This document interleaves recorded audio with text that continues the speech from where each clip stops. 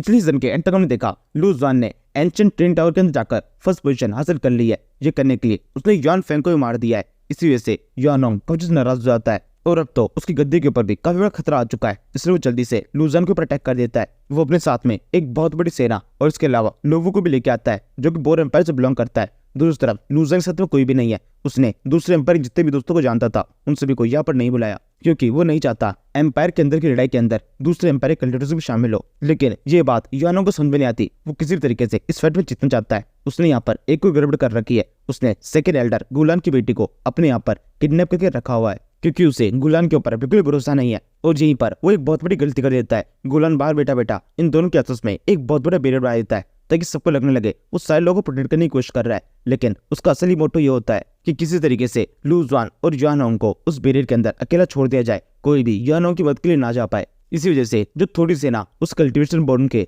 अंदर गई हुई होती है वही युआनोंग की मदद कर पाती है। बाकी एम्पायर की जितनी बड़ी सी सेना है वो सारी इस बैरियर के बाहर ही रह जाती है। अब अगर इस फाइट के अंदर युआनोंग हार जाता है तो गुलान अपना बदला ले लेगा और सबको ये दिखाएगा कि उसने लू जुआन की मदद की है। और वहीं दूसरी तरफ युआनोंग इस फाइट के अंदर जीत जाता है तो गुलान बोलेगा कि उसे पहले से पता था कि इस फाइट के अंदर युआनोंग की जीत होने वाली है। लेकिन सिटी के लोगों को बचाकर उसने युआनोंग की रेस्पेक्ट और छवि चारों तरफ फैला दी है। इसके बाद में इस फाइट का रिजल्ट निकलता है। युआनोंग फाइट के अंदर कई सारी कल्टिवेशन पिल्स और वेपन्स का यूज करता है लेकिन कोई भी लू जुआन के सामने फाइट में टिक नहीं पाता। लू जुआन अपने फेंकुन की मदद से सही वेपन्स को तोड़ देता है और एंड में युआनोंग के ऊपर एक बहुत ही खतरनाक अटैक करके उससे अपने फादर की मौत का बदला ले लेता है। यहाँ पर युआनोंग मरते मरते एक बहुत बड़ा खुलासा करता है कि बोर एम्पायर किंग जल्दी ही एप एम्पायर के ऊपर अटैक करने के लिए आ रहा है और वो किसी भी तरीके से किसी राक्षस से कम नहीं है। ये बात लू जुआन को थोड़ी परेशान कर देती है। और अब यहाँ से इस सीरीज का ये सेकंड सीजन शुरू होता है। Hello friends, welcome to now friend. ये है बिकेम ए ट्रू एम्पायर का season 2। Now let's begin. Episode की सेटिंग एक फ्लैशबैक के साथ में होती है जहाँ पर हम कुछ महीने पहले का सीन देखते हैं। ये वो टाइम है जब लू जुआन इस सिटी के अंदर नहीं है और लू जुआन के फादर जिंदा है। ये एप एम्पायर का ये एंशिएंट लैंड है जिसके अंदर सभी मरे हुए लोगों को दफनाया जाता है, मेनली किंग फैमिली के लोगों को। यहाँ पर इसी एंशिएंट लैंड के बाहर काफी सारे सोल्जर्स है और ये यहाँ पर इसके डिफेंस के लिए नहीं बल्कि यहाँ पर किसी पर अटैक करने के लिए आए हैं। इसके साथ में युआनोंग और लोवो भी है जो कि एक पेड़ के पीछे छुपकर इस एंशिएंट लैंड के अंदर से किसी के बाहर निकलने का इंतजार कर रहा है। लोवो यहाँ पर काफी डरा हुआ है। वो युआनोंग से बोलने लगता है, मेरे सुनने में आया है एप एम्पायर का जो किंग लू चैन है वो इस टाइम पर इस एंशिएंट लैंड के अंदर है और वो बहुत ज्यादा ताकतवर हो चुका है। उसने हाल ही में अपना कल्टिवेशन कंप्लीट करके खुद को सुप्रीम अर्थ स्टेज तक पहुंचाया है। पता नहीं क्यों मैं अपने अंकल की बात मानकर यहाँ पर आ गया उसे मारने के लिए। अगर हम उसके सामने भी आ गए तो वो हम पर अटैक करके हमें खत्म कर देगा। युआनोंग बोलता है, इतना डरने की जरूरत नहीं है, मैंने पहले ही सब कुछ सेटअप कर दिया है। वो हर साल इस एंशिएंट लैंड के अंदर इस टाइम पर आता है अपनी बीवी से मिलने के लिए। कुछ टाइम पहले उसकी बीवी को भी इसी जगह पर दफनाया गया था। यहाँ पर अगर हम इस टाइम पर उस पर अटैक करेंगे तो ये हमारे लिए एक परफेक्ट अपॉर्चुनिटी होगी क्योंकि यहाँ पर ज्यादा लोग भी नहीं है, कोई भी उसकी मदद नहीं कर पाएगा। लोवो बोलता है, मुझे तो पता ही था मिस्टर युआनोंग, आप बहुत ज्यादा होशियार है। इसी वजह से तो मेरे अंकल चाहते हैं कि इस बंदे लू चैन को मारने के बाद में आप ही एप एम्पायर के नए किंग बने। लोवो और युआनोंग के बीच में ये बातें चली रही होती है तभी उस एंशिएंट लैंड के गेट खुलता है और उसके अंदर से कोई बाहर निकलता है। ये लू चैन है यानी कि लू जुआन के फादर। लू जुआन की तरह ये भी काफी ज्यादा होशियार है। बाहर निकलने के साथ में इसे अपने सामने की तरफ काफी ज्यादा सन्नाटा दिखाई देता है और ये समझ जाता है यहाँ पे कुछ ना कुछ गड़बड़ है। तभी उसे सामने की तरफ काफी सारे वाटर ड्रैगन्स दिखाई देते हैं जो कि तेजी से उसके ऊपर अटैक करने के लिए आ रहे हैं। ये सारे ड्रैगन पहले तो उसे चारों तरफ से घेर लेते हैं और फिर एक साथ उसके ऊपर अटैक करते हैं। लू चैन जल्दी से अपने हाथ में एक वेपन निकाल लेता है और फिर से घुमा कर इन सारे ड्रैगन्स को पूरी डिस्ट्रॉय कर देता है। जिसके बाद में ये सारे ड्रैगन एक नॉर्मल से वाटरफॉल का रूप लेकर इधर उधर गिरने लगते हैं। जिसके तुरंत बाद इस जगह पर एक एरे एक्टिवेट हो जाता है। लू चैन बोलने लगता है, ये सारे के सारे तो वाटर ड्रैगन्स थे और ये सारे युआनोंग ने बनाए। इन सभी के अंदर जिस एनर्जी का यूज हुआ है उसे मैं सेंस कर सकता हूँ। लेकिन ये क्या हो रहा है, युआनोंग मुझ पर अटैक क्यों कर रहा है? लू चैन ये समझने की कोशिश कर रहा होता है तो ये पीछे की साइड से एक आवाज आती है, इसका जवाब तो मैं देता हूँ। ये कहते हुए युआनोंग लोवो और काफी सारे सोल्जर के साथ में उस जगह बढ़ रहा होता है। लोवो लू चैन को देखते हुए बोलने लगता है, ब्रदर युआनोंग, आपने जो यहाँ पर ये शानदार सा फर्नीचर बनाया है ये तो काफी शानदार है। इसके अंदर लू चैन बुरी तरह से फंस चुका है। लू चैन देखो, हम तुम्हारी तरफ बढ़ रहे हैं, यहाँ पर तुम्हें मारने के लिए तुम्हारे मरने का टाइम हो चुका है। लोवो जब भी कह रहा होता है तभी युआनोंग शांति से ये सब कुछ सुनते हुए आगे बढ़ रहा होता है और लू चैन को अभी भी अपने कानों में विश्वास नहीं होता। वो समझ नहीं पाता कि युआनोंग कोई जवाब क्यों नहीं दे रहा। लू चैन बोलता है, युआनोंग तुम कुछ कह क्यों नहीं रहे, इसका मुंह बंद करो, ये क्या क्या बोले जा रहा है। युआनोंग थोड़ा सर झुकाते हुए बोलने लगता है, ये मेरी मजबूरी है, पिग एम्पायर के एम्पायर ने मुझे ये ऑर्डर दिया है कि किसी भी तरीके से तुम्हें खत्म किया जाए। इसी ऑर्डर को पूरा करने के लिए मैं यहाँ पर आया हूँ। लूचन बोलता है तो क्या तुम पिग एम्पायर के गुलाम बन चुके हो? तुम्हारी अधीनता पूरी तरीके से मेरी तरफ होनी चाहिए, मैं तुम्हारा किंग हूँ, वो नहीं। युआनोंग बोलता है मैंने आपको समझाने की कोशिश की थी कि बोर एम्पायर के कौन सा ताकतवर है, उसके साथ में किसी भी तरह का पंगा नहीं लेना चाहिए, लेकिन आपने मेरी एक बारी बात नहीं मानी और उसको अपना दुश्मन बना लिया। वो जल्दी ही एप एम्पायर के ऊपर अटैक करने के लिए आ रहा है और अगर वो यहाँ पर आ गया तो पूरे एप एम्पायर को पूरी तरह खत्म कर देगा। यहाँ पर जितने भी लोग हैं वो सबके सब मारे जाएंगे। क्या आप यही चाहते हैं यहाँ पर जितने लोग हैं सबके सब मारे जाए और हमारा एप एम्पायर एक बहुत बड़ी आग के अंदर जल जाए? बोर एम्पायर के किंग के रूप में हमारे एम्पायर के ऊपर एक बहुत बड़ी तलवार लटक रही है जो कभी भी हमारे ऊपर आगे गिर सकती है। लूचन बोलता है मैं हर एक उस तलवार को काट दूंगा जो कि हमारे एप एम्पायर की तरफ आगे बढ़ेगी। मुझे यहाँ पर किसी का भी डर नहीं है, मैं नहीं डरता कि कोई मुझ पर अटैक करके मेरे एप एम्पायर को नष्ट कर देगा, क्योंकि हमारी किस्मत हमारे हाथों में है और जब तक यहाँ पे मैं जिंदा हूँ कोई भी एप एम्पायर का कुछ भी बिगाड़ नहीं सकता है। युआनोंग बोलता है मुझे पता है ऐसा हो सकता है, लेकिन तब क्या जब तुम फाइट में लड़ते हुए मारे जाओगे, क्योंकि अगर एक बार फाइट शुरू हो गई तो जब तक सब कुछ खत्म नहीं कर देती तब तक रुकेगी नहीं। एप एम्पायर के लिए तुम एक कवच अंदर किंग हो, तो मेरी वजह से सब जगह पर एक कवच अंदर रेस्पेक्ट हमारे एप एम्पायर की फैली हुई है, लेकिन तुमने अपनी लाइफ के अंदर 3 गलतियां कर दी। एक तो बोर एम्पायर से दुश्मनी कर ली, सेकेंड उस लड़की जियो मेंग से शादी कर ली जिसकी फैमिली के बारे में कोई भी कुछ नहीं जानता, और तीसरी और सबसे बड़ी गलती तुमने कभी भी मेरी बातों का ज्यादा मोल नहीं रखा,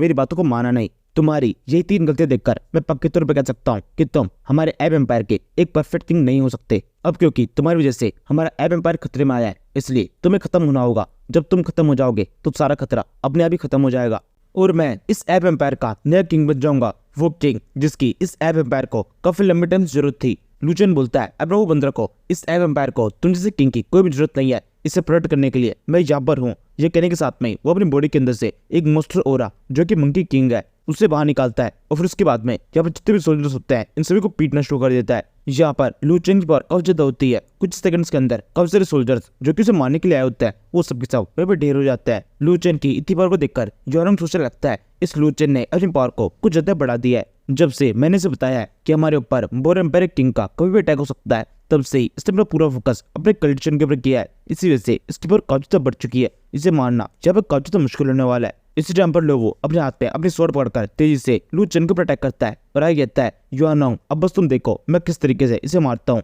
तभी लूचन अपने वेपन से इसके एक छोटा सा अटैक करता है और फिर इसके बाद में नाक मसलते आगे बोलने लगता है युआनोंग तुम बैठे बैठे क्या कर रहे हो, जल्दी से मेरे साथ में इसके ऊपर अटैक करो, अगर हम साथ में अटैक करेंगे तो ये हमें नहीं रोक पाएगा।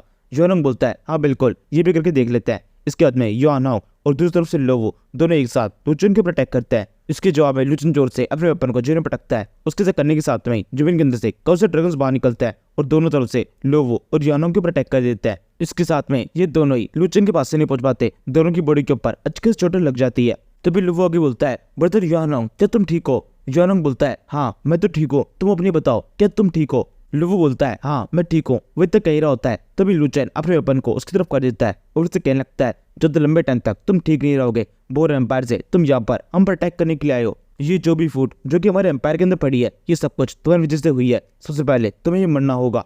लोवो बोलता है अभी इतनी जल्दी क्या है, अभी तक हमने हमारे स्पेशल मूव यूज नहीं किया है। ये कहने के साथ में ही वो अपनी नाक से बह रहे ब्लड की कुछ ड्रॉप्स को एक अजीब से तिलिस्मन के ऊपर डालता है। उसके ऐसा करने के साथ में उसके अंदर से कब्जे एनर्जी बाहर निकलती है। यहाँ पर ये एनर्जी एक बहुत बड़े सिग्नल की तरह ये एनर्जी सीधे एक सीधी रेखा के अंदर आसमान की ऊंचाई तक पहुंच जाती है और उसके बाद में वहां पर जैसे एक छोटा सा पोर्टल ओपन हो जाता है और उसके अंदर से एक बंदा बाहर निकलता है। ये बोर एम्पायर किंग है। इसे देखकर लोगों काफी तो खुश जाता है, वो बोलने लगता है देखो इसे, ये मेरे अंकल है हमारे बोर एम्पायर की किंग, इनसे फाइट करना तुम बिल्कुल भी डिजर्व नहीं करते हो, लेकिन फिर भी तुमने मेरे ऊपर छोटे पहुंचा दी, इसी वजह से इन्हें खुद यहाँ पर आना पड़ा। तुम जानते हो हम तो तुम्हें एकदम आसान तरीके से मारना चाहते थे, लेकिन अब तुम्हारी मौत कब तक खतरनाक होने वाली है। बोर एम्पायर किंग बोलता है तुम्हारी हिम्मत कैसे हुई मेरे नेफ्यू को इस तरह चोट पहुंचाने की। तभी युआनोंग उसके सामने अपना सर झुका देता है और फिर कहने लगता है मैं अब एक खिदमत में हाजिर हूँ, आपने जो हमें ऑर्डर दिया था हम उसी ऑर्डर के ऊपर काम कर रहे हैं, जल्दी ही लूचन मारा जाएगा। लूचन बोलता है तो तुम हो पिग एम्पायर किंग, अच्छा हुआ तुम खुद यहाँ पर आ गए, वरना मैं जल्दी ही इन दोनों खत्म करके तुम पर अटैक करने के लिए आने वाला था। ये कहते हुए लूचन इस बंदे की पावर्स को स्कैन करने की कोशिश करने लगता है ताकि इसे पता चल सके कि उसकी फाइट अब किससे होने वाली है। तभी लोग वो रोते हुए इससे बोलने लगता है देखिए अंकल देखिए, इसने मेरे ऊपर कितने चोटें पहुंचा दी, ये जितनी भी चोटें मेरी बॉडी के ऊपर लगी है ये सब कुछ इसी बंदे लूचन जिससे हुआ है, आप इसे एक अच्छी सजा देना, इसे बुरी तरीके से मारना। अगर आपने इसे आसान मौत दे दी तब तो मेरा बदला बिल्कुल ऐसे ही रह जाएगा। मैं चाहता हूँ इसे हम बुरी तरीके से मारे, एकदम तरपा तरपा के। बोर्किंग बोलता है, हाँ बिल्कुल, जैसे तुम चाहते हो बिल्कुल वैसे ही होगा, बस तुम देखते जाओ। जैसे मैं यहाँ पर आ चुका हूँ वैसे ही मैं इसके ऊपर इतनी बुरी चोटें बचाने वाला हूँ कि तुम पूरी तरह खुश हो जाओगे। इसी टाइम पर लू चेन की स्कैनिंग कंप्लीट हो जाती है। उस पता चलता है इस सामने की तरफ जो बोर एम्पायर किंग है, इसका कल्टिशन लेवल बहुत ज्यादा हाई नहीं है। ये केवल हेवनली सोविन स्टेज से नीचे वाली स्टेज अर्थ सेविन स्टेज पर है। और ये होना बिल्कुल नामुमकिन है क्योंकि कुछ टाइम पहले लूचन के पास में खबर आई थी कि ये बंदा हेवनली सेविन स्टेज के ऊपर काफी टाइम पहले पहुंच चुका है। यानी कि यहाँ पर केवल दो ऑप्शन हो सकता है, या तो इसका कल्टिशन लेवल डाउन हो चुका है, या फिर इस सामने की तरफ जो बोर एम्पायर किंग है ये ओरिजिनल नहीं है, ये केवल उसका एक प्रोजेक्शन है। असली वाला बोर एम्पायर किंग यहाँ मौजूद नहीं, वो कहीं और ही बैठा हुआ है। इस बोर किंग की ये चाल समझाने के साथ में लूचन हंसने लगता है और फिर आगे बढ़ने लगता है, क्या तुम मुझसे इतना डर चुके हो कि खुद से मेरे सामने आ भी नहीं सकते?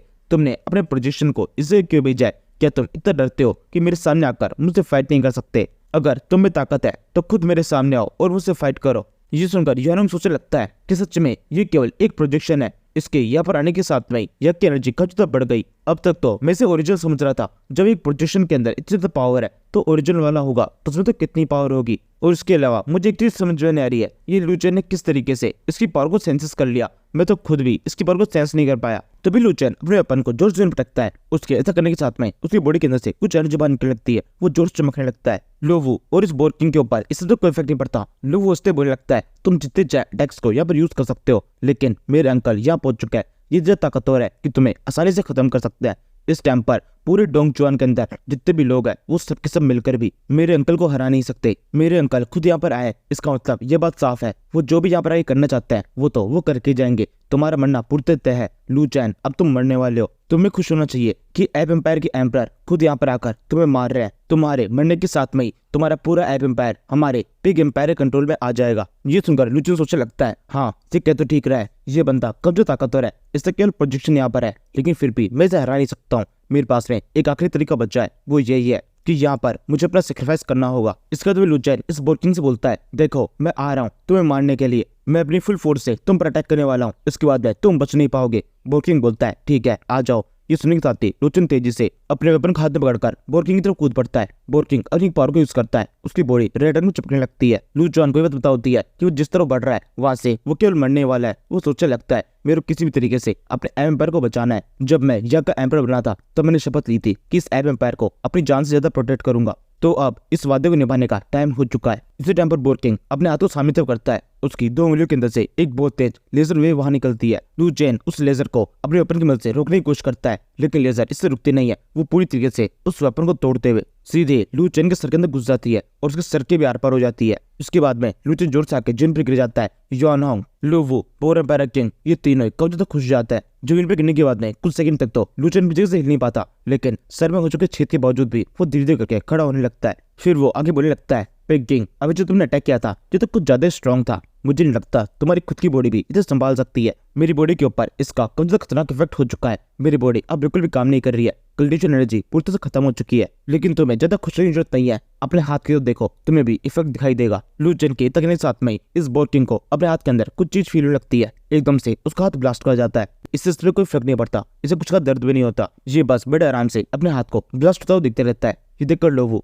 गुस्सा होते हुए लूचन से बोलने लगता है, ये सब कुछ तुम्हारी वजह से हुआ है। तुम्हारे ऊपर मेरे अंकल को इतने पावर्स का यूज करना पड़ा क्योंकि प्रोजेक्शन का एक हाथ नष्ट हो गया। अंकल क्या आप ठीक है? अब ज्यादा चिंता करने की जरूरत नहीं है, आप जल्दी ठीक हो जाएंगे। और रही बात इस लू चेन की, तो इसको बच्चा कुचा तो हमें खत्म कर देंगे, इसकी एनर्जी खत्म हो चुकी है तो हम इसे संभाल सकते हैं। इसी टाइम पर यानोंग सोचने लगता है, अच्छा हुआ ये पिग किंग यहाँ पर आ गया, पता नहीं हम कितने बड़े पागल थे कि यहाँ पर अकेले इससे लड़ने के लिए आ गए। अगर हमारी इससे फाइट हो जाती तब तो ये दोनों को ही जल्दी से खत्म कर देता। यहाँ पर इसकी पावर बहुत ज्यादा है, इसने पिग किंग की बॉडी के ऊपर एक छोटा सा इफेक्ट डाल दिया। यही चीज इसकी एक्सट्रीम पावर को प्रूव करती है। तभी एकदम से पिग किंग बोलता है, यानोंग जल्दी से अपना काम करो, तुम्हें एप किंग की पोजीशन ऐसे मिलने वाली नहीं है। तुम्हें अगर ये पोजीशन चाहिए तो जल्दी से इस बंदे को खत्म करना होगा। लू चेन को मार दो और खुद को इस एप किंग की पोजीशन के लिए काबिल सिद्ध करो। यानोंग बोलता है, हाँ बिल्कुल जैसा आपने कहा है बिल्कुल वैसे ही होगा, मैं अभी इसके ऊपर अटैक करके इसे खत्म कर देता हूँ। तभी लू चेन जो से शुरू कर देता है। यानोंग बोलता है, क्या तुम पागल हो चुके हो? इस तरह हंसने का क्या कारण है? क्या तुम्हें अपने सामने अपनी मौत दिखाई नहीं दे रही? लू चेन बोलता है, मुझे मेरी मौत नहीं बल्कि कुछ बेवकूफ दिखाई दे रहा है, जिन्हें लगता है कि वो मुझे मारकर इस एप एम्पायर के ऊपर अपना काबू कर सकते हैं,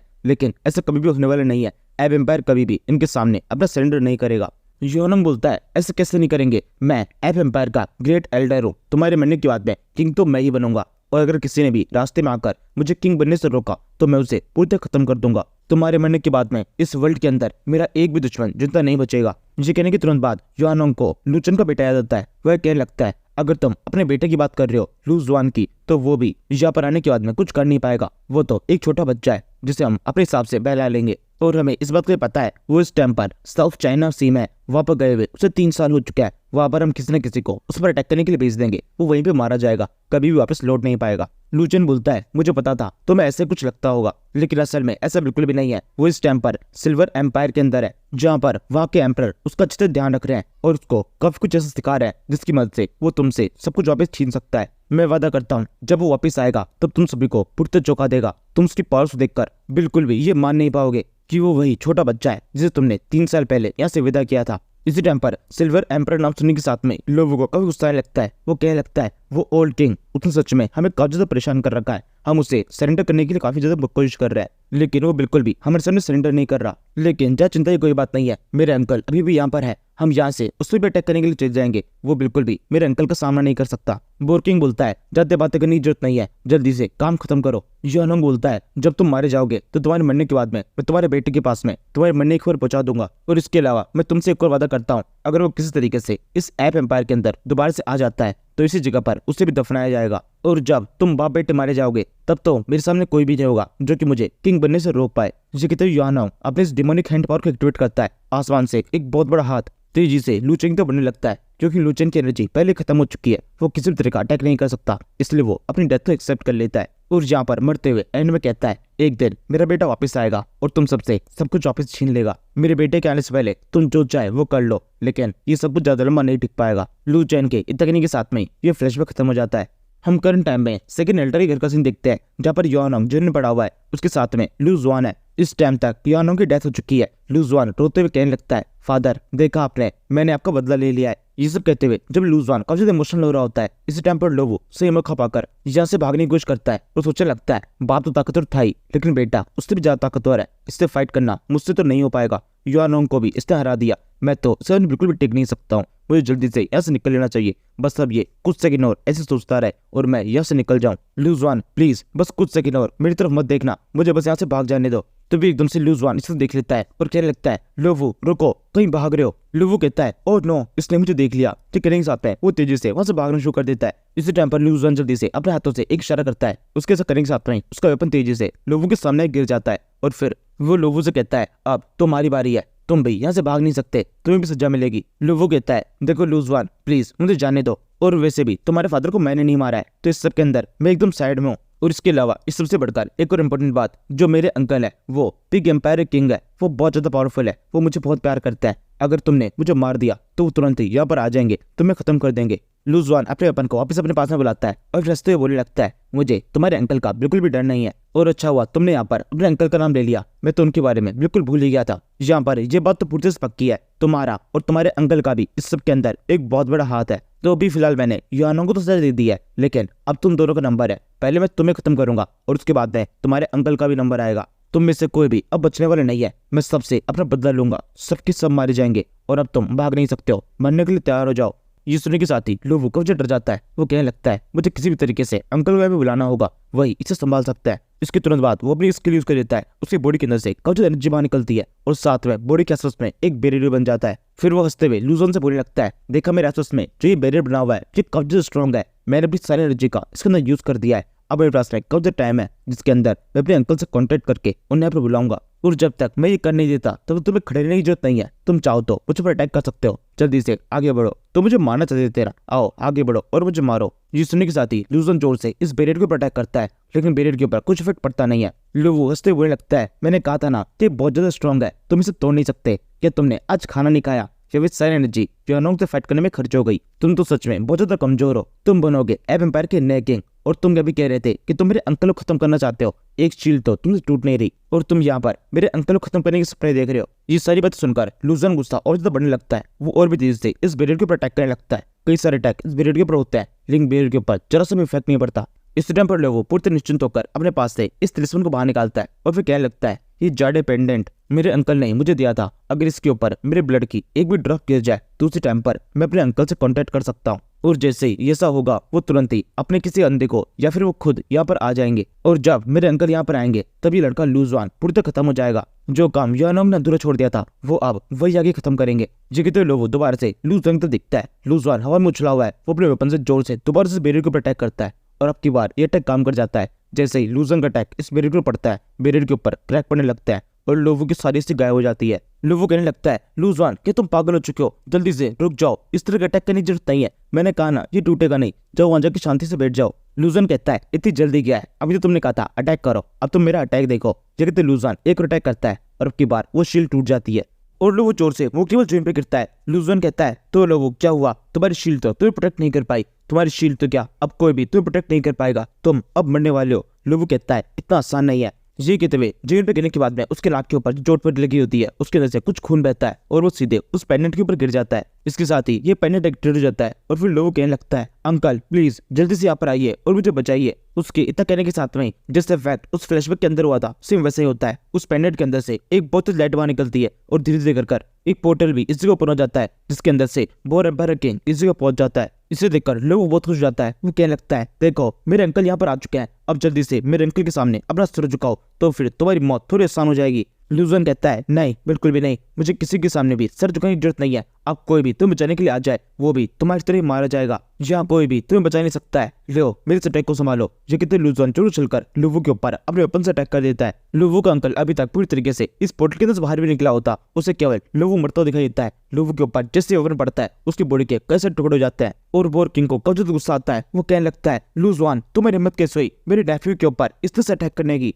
तुम्हें इसकी एक बहुत बड़ी सजा मिलेगी, तुम्हारा पूरा एम्पायर मेरे गुस्से के ग्रीम नष्ट हो जाएगा, मैं इसको पूरी तरह जला के रख दूंगा, यहाँ पर एक ही बंदा जिंदा नहीं बचेगा। लूजन कहता है, फाइनली तुम यहाँ पर आए गए, तुम्हें यहाँ पर बुलाने के लिए मैंने ये सब कुछ किया है, तुम्हारा नेफ्यू तो मारा जा चुका है, अब अगला नंबर तुम्हारा है। बोर किंग बोलता है, ज्यादा मत बोलो, जैसे तुम्हारे फादर को मारा था वैसे ही मैं तुम्हें भी मार सकता हूँ, मुझे इसके अंदर ज्यादा दिक्कत नहीं होगी। ये कहते हुए ये अपनी स्किल यूज करता है, जिससे वहां पर काफी ज्यादा रेड की लाइट जगने लगती है कि सारी साथ में मिलकर कुछ सारी शॉट्स को रूप ले लेती है। इसके बाद में ये आगे बोलता है, देखो मेरे नेफ्यू, तुम्हारे अंकल तुम्हारे लिए क्या कर रहे हैं, मैं तुम्हारे मरने के तुरंत बाद जहाँ पर जितने भी लोग हैं उनसे भी खत्म कर दूंगा, ये सब के सब तुम्हारे पीछे पीछे तुम्हें हेवन तक छोड़ने के लिए आएंगे। लूजवान मेरी एक बात को जितना सुन लो, आज के बाद में एब एम्पायर का नाम कोई भी जानेगा नहीं, किसी को भी ये पता नहीं चलेगा किस जगह पर ये एब एम्पायर एग्जिस्ट करता था। अभी इस टाइम पर मेरा गुस्सा इतना ज्यादा है कि एब एम्पायर की हर एक छोटी छोटी निशानी को भी मैं पूरी तरह नष्ट कर दूंगा। लूजन कहता है, तुम मेरे एब एम्पायर को नष्ट करोगे, तुम कुछ ज्यादा ही सोच रहे हो, मेरा ये एब एम्पायर हमेशा के लिए रहने वाला है, लेकिन तुम हमेशा नहीं रहोगे, तुम जल्दी ही मरने वाले हो, तैयार हो जाओ मेरे अटैक के लिए। जी कहने के बाद में अब लूजवान एक और फाइट शुरू कर देता है। वो जोर से जब जिबिन के ऊपर जितनी भी स्वॉर्ड्स होती है इनके ऊपर अटैक करने लगता है, एक एक करके ये सारी स्वॉर्ड टूटने लगती है। इसे देखकर बोर्किंग सोचने लगता है, इसमें थोड़ी बहुत तो पावर है, लगता है इस बच्चे के ऊपर कुछ ताकत और अटैक्स को यूज करना होगा। ये कहते हुए वो अपनी पावर से उस जगह पर एक बोर को ओरा क्रिएट कर देता है और फिर उस ओरा को लूजवान के ऊपर आगे अटैक करने के लिए भेजता है। लूजवान भी बिना डरे इस बोर के ऊपर जोर से अटैक कर देता है। बोर जोर से लूजवान के वेपन्स को ही अपने मुंह में दबा लेता है और फिर उन्हें चबाना शुरू कर देता है। ये देखकर लूजवान उस वेपन की मदद से एक काफी तेज लाइटिंग वेव को उस बोर की बॉडी में डाल देता है। इसके तुरंत बाद उस बोर की बॉडी के अंदर एक छोटा धमाका होता है, लेकिन बोर के कुछ होता नहीं है, बल्कि उसके कैसे छोटे टुकड़े हो जाते हैं, जिससे वो 4 बोर के अंदर ट्रांसफॉर्म हो चुका है। फिर इसके बाद में ये 4 छोटे छोटे बोर लूजन को प्रोटेक्ट कर देते हैं, लेकिन लूजन का कुछ बिगाड़ नहीं पाते। लूजन तेजी से इन चारों को भी प्रोटेक्ट करके इन्हें नष्ट करने लगता है, लेकिन इस बार भी रिजल्ट एकदम सेम होता है। लूजन जैसे जैसे इन पिग्स के ऊपर अटैक करता जाता है, ये पिग्स धुएं के अंदर ट्रांसफॉर्म होकर वापस से पिग की फॉर्म ले लेते हैं, और साथ ही में हर एक अटैक के साथ में इन पिग्स का नंबर भी डबल होता जाता है। ये देखकर लूजन समझ जाता है इनसे इस तरीके से फाइट नहीं की जा सकती, क्योंकि जितनी फाइट की जाएगी उतनी ज्यादा पावर इनकी बढ़ती जाएगी। इस जगह पर लूजवान को कब से लोगों के इस जगह पर आने का सच होता है। वो जल्दी से देखता है ये सेकंड एल्डर और उसके साथ में कब से सोल्जर्स इस जगह पहुंच चुके हैं। यहाँ पर आने के साथ में ही एल्डर कहने लगता है, योर हाइनेस, हम आपकी मदद के लिए आ चुके हैं, हमें पता है जब मदद के लिए आने में हमें काफी देर हो चुकी है, लेकिन आपको रेस्क्यू करने के लिए अब पूरा एब एम्पायर आपके सपोर्ट में है। ये कहते हुए सेकंड एल्डर अपनी पावर्स को यूज करता है, जिसके साथ ही वहाँ पर काफी ठंड हो जाती है, जिसके बाद में एक ही झटके में यहाँ पर जितने भी सुअर होते हैं कि सारे बर्फ के अंदर जम जाते हैं। इसके बाद में सेकंड एल्डर लूजन के सामने अपना सर झुकाते हुए आगे बोलने लगता है, हमें माफ कर दीजिए, यहाँ पर आने में हमें काफी देर हो गई। लूजन कहता है, इतनी भी देर नहीं हुई है, आप खड़े हो जाइए। एल्डर बोलता है, हमने युआन होंग और आपके बीच की फाइट को देखा, आपने युआन होंग को फाइट में हरा दिया, इस वजह से अब आप एब एम्पायर के नए किंग है। उस एंशिएंट ट्रेन टावर के जीतने के बाद में आपने पहले खुद को हमारे किंग बनने के काबिल सिद्ध कर दिया है। लूजन कहता है, एब एम्पायर के लोगों को क्या हुआ, क्या वो सबके सब सेफ है? सेकंड बोलता है हाँ वो सब सेफ है। जब आप दोनों की जो फाइट चल रही थी उसी टाइम पर हमने यहाँ पर एक बैरियर बना दिया था, इस वजह से वो सब के सब अभी तक तो इस फाइट से पूरी तरह से अलग है। लूजन कहता है बहुत अच्छे। इसके बाद में सेकंड गुलान बोर किंग तो दिखता है और फिर इसे कहने लगता है बोर किंग अगर तुम यहाँ पर हमारे न्यू किंग को कंग्रेचुलेट करने के लिए आए हो तब तो ठीक है, तुम्हारे यहाँ पर वेलकम है, लेकिन वहीं अगर हमसे लड़ने के लिए आए हो तो तुम पूरा एम्पायर यहाँ पर तुमसे फाइट करने के लिए तैयार है। अगर तुम्हें फाइट करनी है तो आगे बढ़ो। ये सुनने के साथ ही बोर्किंग जो पहले गुस्से पागल हो चुका था वो जोर से गुलान और जितने भी सोल्जर उस जगह पर होते हैं उन सभी को अटैक कर देता है। इस अटैक के जवाब में गुलान अपने शिकार के अंदर से एक बहुत तेज अटैक को वहां पे समन करता है और इसे जोर से बोर एम्पायर के अटैक की तरफ फेंक देता है। दोनों अटैक्स आपस में टकराते हैं जिसके अंदर बोर एम्पायर के अटैक में बहुत ज्यादा पावर होती है। एक ही झटके में गुलान के इस ऐसे अटैक के कब से टुकड़े हो जाते हैं और साथ में इफेक्ट सोल्जर्स के ऊपर ही पड़ता है। बोर एम्पायर यहाँ पे रुकता नहीं है, वो एक और अटैक करता है जो कि स्पेसिफिकली गुलान की तरफ बढ़ रहा है। तभी लूजॉन बीच में आता है और कहने लगता है सेकंड एल्डर संभल के। ये कहते हुए वो अपने वेपन को जोरों से घुमाने लगता है।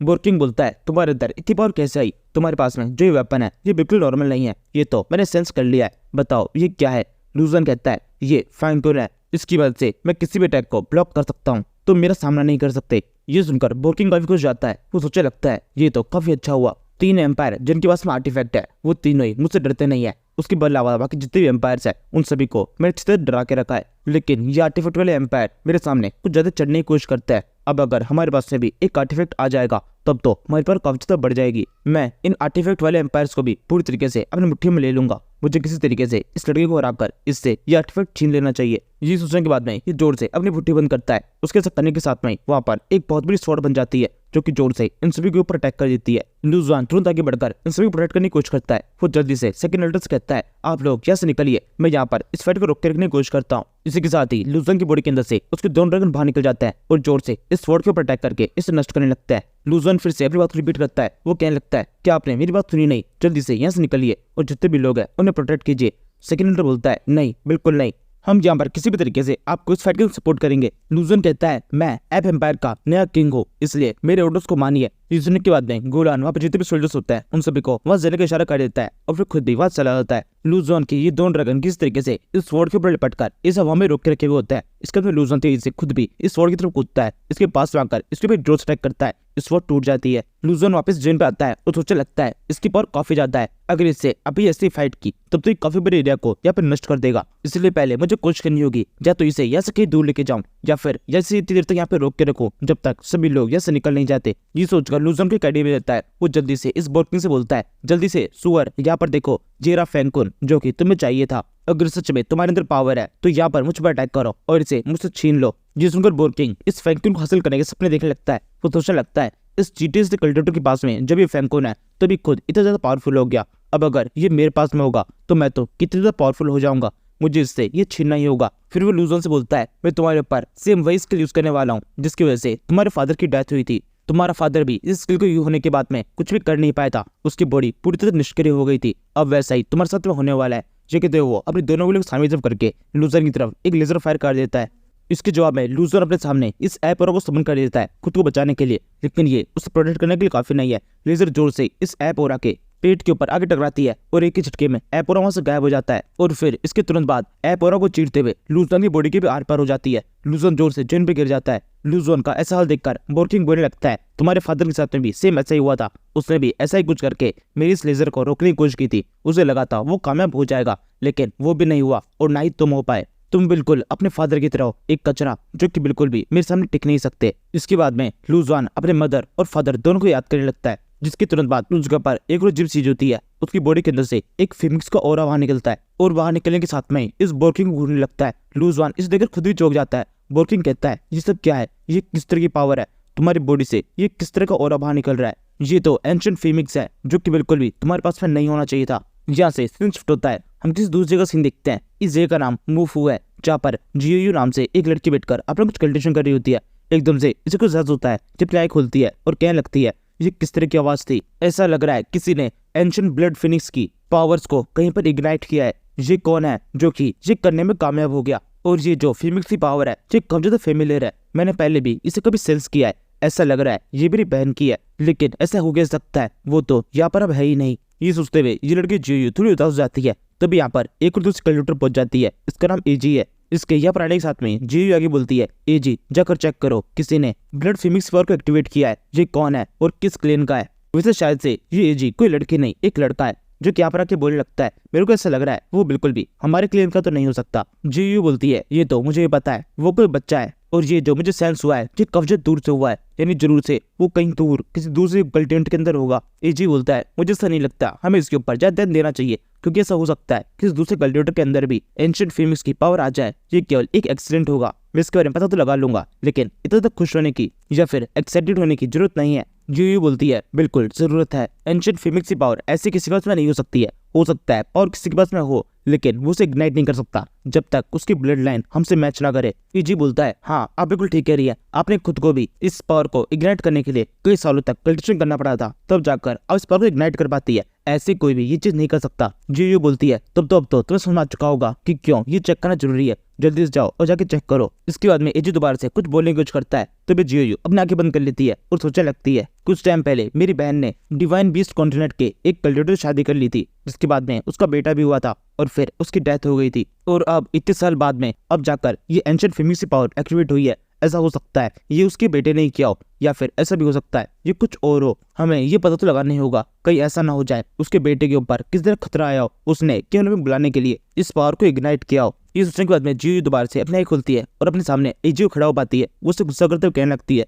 तुम अभी तक यहाँ पर खड़े क्यों? मैंने कहा ना जाकर चेक करो। एजी बोलता है, मैं जाने से पहले आपको एक और स्पेशल मैसेज देना चाहता हूँ। इसी मैसेज को अब तक पहुंचाने के लिए मुझे भेजा गया था। हमारे क्लेन से हान यूजू चोरी हो चुका है। ये एक बहुत स्पेशल ट्रेजर है, किसने इसे चुराया है इसके बारे में हमें कुछ खास पता नहीं है। जीयू बोलती है, क्या कह रहे हो तुम? हान यूजू चोरी हो गया? ये तो बहुत ज्यादा खतरनाक है, हमें किसी भी तरीके से उसे रिकवर करना होगा। एजी सब कुछ छोड़ो, पहले जाकर इसे रिकवर करने के लिए जाओ, तुम पर्सनली इस मिशन को संभालोगे। ये सुनकर एजी ओके बोलकर तुरंत यहाँ से भाग जाता है। और फिर इसके बाद में जीयू सोचने लगता है मुझे खुद जाकर पता लगाना पड़ेगा कि किसने इस एंशिएंट फिमिक्स की पावर को एक्टिवेट किया है। इसके बाद में ऐसा भी हो सकता है मेरी बहन के बेटे यानी कि मेरे नेफ्यू से मेरी मुलाकात हो जाए। सुनने में आया है उसका नाम लू जुआन है।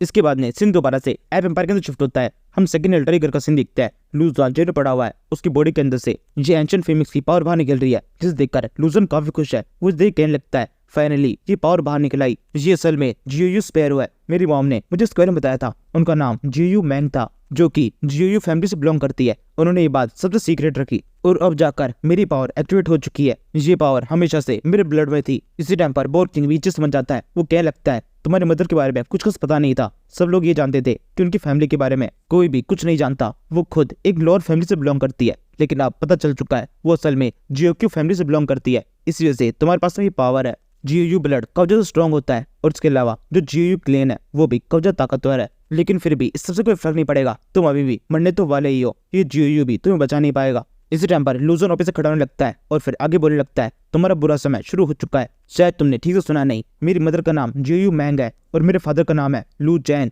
ये दोनों ही बहुत ताकतवर वॉरियर है और इन दोनों का ब्लड मेरी बॉडी के अंदर है। इन दोनों की पावर सी मैंने अपनी बॉडी के अंदर इनहेरिट की है। ये तुम्हारी लाइफ का सबसे अनलकी टाइम होने वाला है। जिस टाइम पर मैंने इन पावर्स को एक्टिवेट किया उसी टाइम पर मेरी तुमसे फाइट हो रही है और तुम वो पहले बनने वाले हो जिसके ऊपर मैं इन पावर्स का यूज करूंगा। बोर्किंग बोलता है, तुम तो कुछ ज्यादा बोल रहे हो, हर कहानी के अंदर ऐसा ही होता है, विलन्स कुछ ज्यादा बोलते हैं और फिर हीरो क्या तो मारे जाते हैं।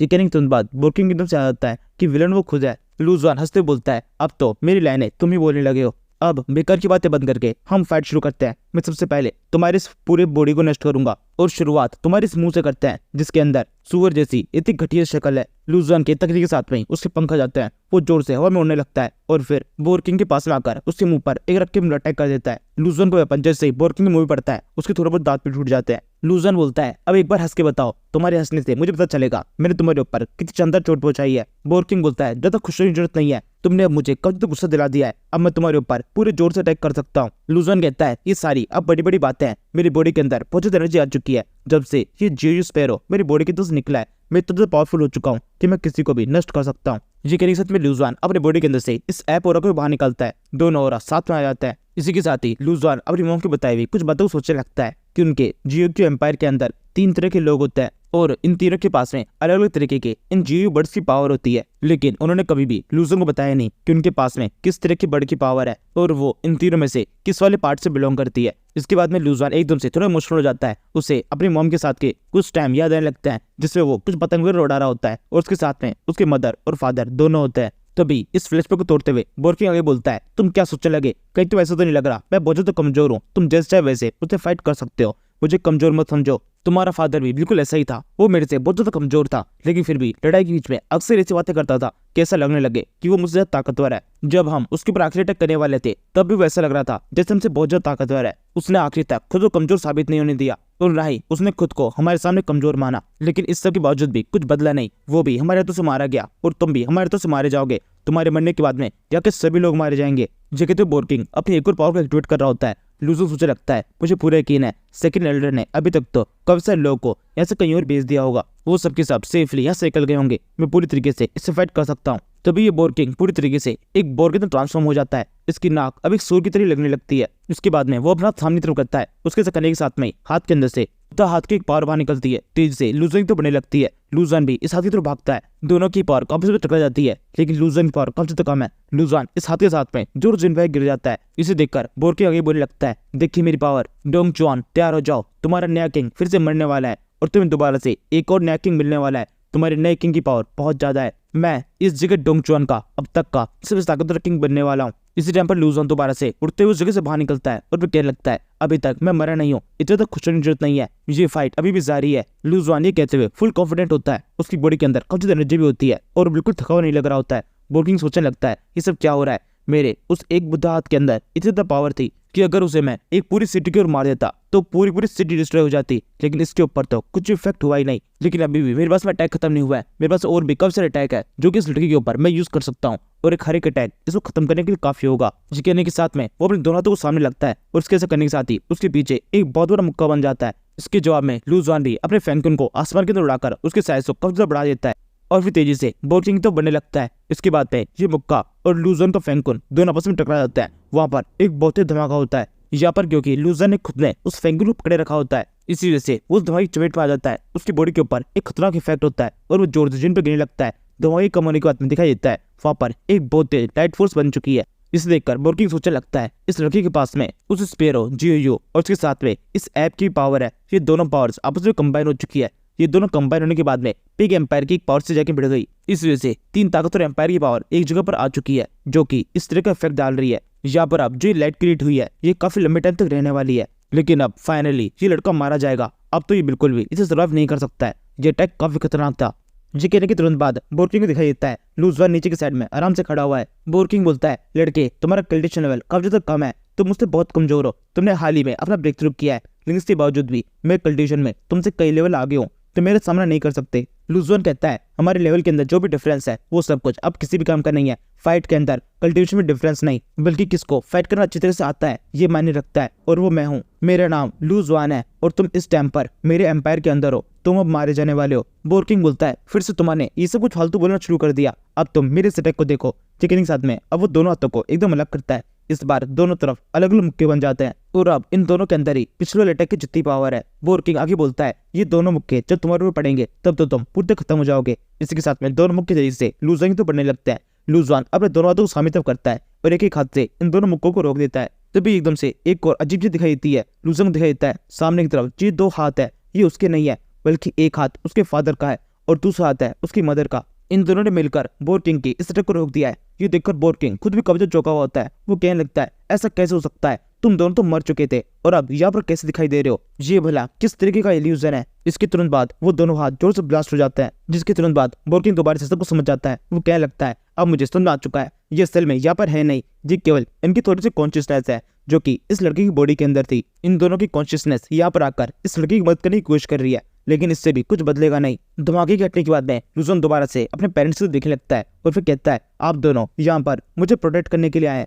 लूजवान के कहने के साथ में उसके पेरेंट्स उसे देखकर हंसने लगता है और फिर उसके बाद में इन दोनों की एनर्जी लूजवान की बॉडी के अंदर आ जाती है। अब लूजवान पहले से भी थोड़ा ज्यादा ताकतवर हो चुका है। वो कहने लगता है मैंने हाल ही में अपना ब्रेक थ्रू किया था, लेकिन अभी तक मेरा वो कल्टिवेशन लेवल पूरी स्टेबलाइज नहीं हुआ था, लेकिन अब ये स्टेबलाइज हो चुका है। अब मैं पूरी तरीके से सुप्रीम रिलियम में पहुंच चुका हूँ बोर्किंग बोलता है, लू चैन जब तक जिंदा था तब तक उसने हमें काफी परेशान किया और अब मरने के बाद भी इस तरीके से हमें परेशान कर रहा है अपने बेटे के जरिए। लेकिन अब ये सब कुछ नहीं होगा, मैं इनके पूरे वंश को खत्म कर दूंगा। ये जो आखिरी पीढ़ी इनके वंश की जिंदा है वो भी अब खत्म हो जाएगी। ये कहते हुए बोर्किंग अपने एक और अटैक को वहाँ पे एक्टिवेट करता है। उसका एक बड़ा सा हाथ उसे भी दिखाई देने लगता है। इसकी एनर्जी पहले वाल से भी काफी ज्यादा है। इसके जवाब में लू जुआन भी अपने दोनों ड्रैगन्स को बाहर निकाल लेता है और इन दोनों ड्रैगन्स को इस हाथ के ऊपर अटैक करने के लिए भेजता है। पूरी एनर्जी एक दूसरे टकरा जाती है और वहाँ पर एक बहुत जोर धमाका होता है। इस बार का यह अटैक पिछली बार से काफी अलग था। लू जुआन खुद से आगे बढ़कर इस ट्रक को रोकने की कोशिश नहीं करता, बल्कि उसने अपने ड्रैगन्स को भेजा था। इस वजह से वो इस धमाके की चपेट में नहीं आता। लेकिन इससे और ज्यादा खतरनाक चीज हो जाती है। पिछली बार जो उस जगह पर धमाका हुआ था उससे एक अलग सी लाइट बनी थी और अब की बार जो धमाका हुआ है उससे यही पुरानी लाइट और ज्यादा खतरनाक हो जाती है। वहाँ पर एक खतरनाक सा रेनबो दिखाई देने लगता है और उसके ऊपर एक ब्लैक होल भी ओपन हो जाता है। ये ब्लैक होल एक वर्ड का रास्ता है जो कि लू जुआन को अपने अंदर खींचने की कोशिश करता है। यही सेम प्रेशर बोर्किंग की ओर फील होता है, लेकिन क्योंकि ये बोर्किंग का ओरिजिनल बॉडी नहीं है और ये लू जुआन से कब्जा ताकतवर है, इसलिए किस तरीके से खुद को बाहर रखने में कामयाब हो जाता है। और फिर ये लू जुआन की तरफ देखता है और उसे कहने लगता है, तुम सीधे वर्ल्ड की तरफ जा रहे हो, वहां पर तुम्हें एक अलग ही दुनिया की तरफ भेज दिया जाएगा। मुझे भी नहीं पता वहां पर तुम्हारे साथ में क्या होने वाला है। जब हमारे टैक्स की दो एनर्जियां एक दूसरे टकरा गई तब कभी कभार इस तरीके के वर्ल्ड के दरवाजे ओपन हो जाते हैं। मुझे पूरा यकीन है वहां पर तुम जैसे जाओगे तुरंत ही मारे जाओगे, क्योंकि दूसरे वर्ल्ड हमारे वर्ल्ड की तरह बिल्कुल नहीं है। और अगर तुम वहां मारे नहीं भी जाते हो तो भी वापस तो आ नहीं पाओगे, क्योंकि वापस से वर्ल्ड खोलने के लिए तुम्हें बहुत कुछ करना पड़ेगा। क्योंकि वर्ल्ड के गेट को किस तरह से ओपन किया जाता है ये कोई नहीं जानता। अब इसके बाद में इस वर्ल्ड के अंदर तुम्हारे साथ में कुछ भी हो उससे मुझे कोई मतलब नहीं है। तुम तो मेरी लाइफ से और इस वर्ल्ड से हमेशा हमेशा के लिए गायब हो जाओगे। ये सारी इन्फॉर्मेशन सुनते हुए लू जुआन तेजी से उस वर्ल्ड के गेट की तरफ खींचा चला जाता है। यहाँ पर ये प्रेशर इतना तेज होता है कि वो बिल्कुल भी खुद को संभाल नहीं पाता और सीधे उस वर्ल्ड के अंदर ही घुस जाता है। अब लू जुआन किस तरीके से इस दूसरे वर्ल्ड की तरफ सर्वाइव करेगा और वापस से वर्ल्ड का गेट ओपन करके इस नॉर्मल वर्ल्ड के अंदर आएगा, ये आगे के एपिसोड में पता चलेगा। ना फिलहाल के लिए इस एपिसोड को यहीं खत्म कर देते हैं। Thank you for watching.